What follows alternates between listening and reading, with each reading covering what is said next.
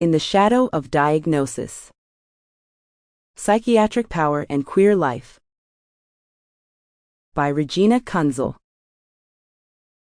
Published by the University of Chicago Press. Introduction.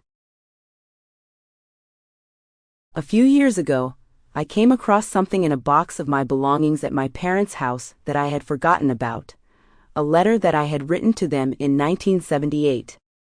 I was 19 years old, and I had recently come out to them. They were distraught, and among the evidence that I marshaled in my defense was the decision of the American Psychiatric Association, APA, just 5 years earlier in 1973, to declassify homosexuality as a mental disorder. I don't remember how that information had come to me, but I remember hanging on to it like a life raft.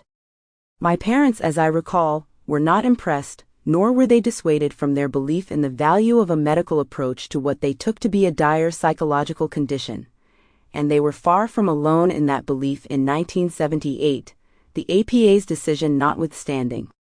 They consulted first with my pediatrician, who recommended that they meet with a psychiatrist. When that psychiatrist assured them that I could be treated with psychotherapy, they insisted that I see a therapist affiliated with my university. Eventually my parents came around, as did countless other parents of that time, and we found our way. Meanwhile, over the next decade or so, in addition to learning how to be queer, I was also learning how to be a historian. After writing my first book, I began to think about a potential project in the then-developing field of gay history.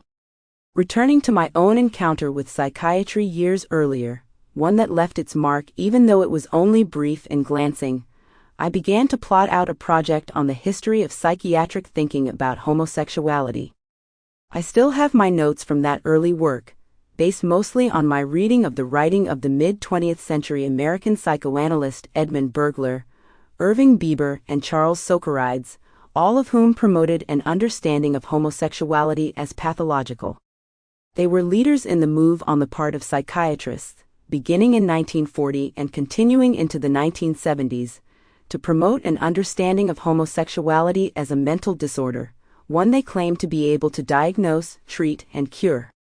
A novel proposition, that claim countered and competed with older understandings of homosexuality as organic in its etiology, and older ones still that marked it as an acquired vice, willful crime, moral failing, or sin. Casting aside what they viewed as the needless reticence and therapeutic pessimism of psychiatrists and psychoanalysts before them, and of Sample complete. Ready to continue?